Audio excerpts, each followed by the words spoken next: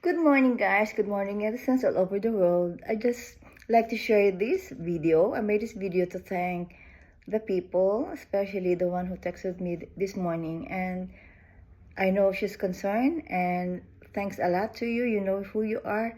And even sa mga ibang tao na concern, marami pong salamat, and God loves you. And you know what? God has just prepared my heart before I received those messages. And I know God has a plan for us to prosper us, not to harm us. That's in Jeremiah 29 verse 11. And whenever you call to Him with all your heart, He will listen. That's the context, and that's the faith that I have right now. I cannot see beyond the situation, but I always believe beyond the situation there is that silver lining, and there is the sun shining, and there's the hope coming. So I want to thank the Lord, and I am really positive. I am a mom. What a mom can do is to love, accept, and forgive. What a mom can do, I'm only a person being loved, also accepted, and forgiven by the Lord. So what else can I do? I don't have to be hypocrite, okay? So I'm a mom who is not perfect. I'm a mom who did mistakes, but God really made a way for us to trust Him. Like in Proverbs 3:5, it says, trust in the Lord with all your heart, with all your mind, and do not lean on my own understanding, do not lean on our own understanding, and He will lead my path, He will lead our path, He will lead your path. It's true. All the promises of the Lord written in the Bible, lahat yung pinapaniwalaan ko.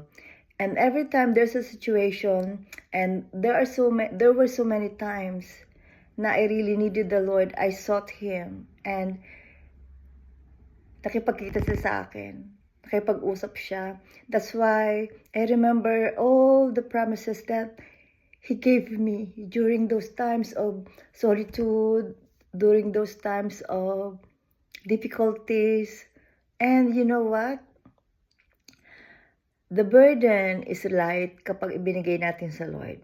So I don't want to be a drama queen here, a drama mom here, but you know what? I am a dancing mom. If you can see my reels and posts and everywhere, TikTok and YouTube, I am a dancing mom. I am a happy mom because I'm really happy. Cryings, sorrows are for temporary only. Normal na ating nararamdaman yan. Hindi pwedeng wala ka nang maramdaman na sakit, na pain, na lungkot, na disappointments. That's not true. Because as long as you're living, as long as you're breathing, God will be there.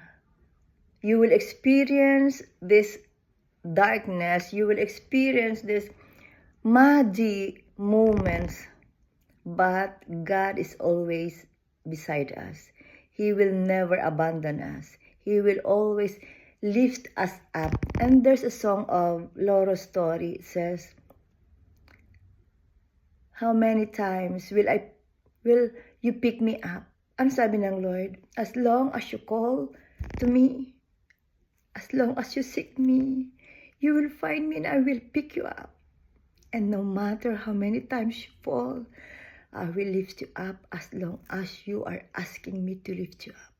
Because no way that I'm going to see you really failing and really fallen. Because I know you will call to me. And that's our part, to call to Him with all our hearts. And He will bring us back to the point where we can praise Him and glorify His holy name. Ang dami na, and I'm really bold sa pagsasabi talaga what God has done to our family, to our life. And before, lahat tayo, ayoko nang isamang iba. Ako naging judgmental, I did mistakes and everything. But you know, God's love is powerful. God's love is enormous. God's love is awesome. God's love is so infinite. So high, so deep, so wide. No measurement. How God love is. God's love is for us. Okay, I want to thank the Lord above all. I want to thank the people. Secondly, I want to thank all my family. And I want to thank myself also for really trying to understand and trying to believe and trying to do what is right. I'm not a righteous person. I cannot do everything. I'm not an obedient also. I cannot obey everything. But what I'm trying to do is to love, to accept, and to forgive. These three, pag nagawa natin yun ng slowly, araw-araw, masasanay na tayo. Nagagawin natin yun. Because love can understand. Love can forgive. Love can accept. So, love na lang. So, I want to thank you all for listening. I want to thank you all. And I hope na everyone na makakarinig nito, they can feel the love of God. And I'm praying with you. I'm praying for you. That once you seek the Lord, that once you look for the Lord, you will find Him. And I'm praying right now that all of you out there, that nothing in this world is permanent. Nothing in this world is constant. The only thing that is constant is change. So we can change our mind.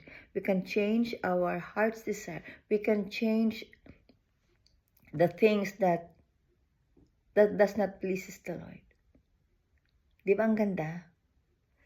So guys, thank you so much and I love you all.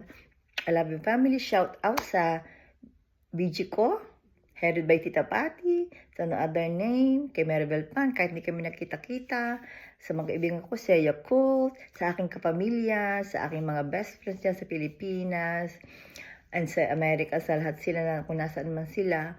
And shout out din sa mga classmates ko sa college ako. Sa lahat. I may not mention your name, but I know, you know, I'm praying with you. I'm praying for you. And I know you're praying also for me too. So, thank you so much. God bless you all. And I'm going to work na. Okay, ciao.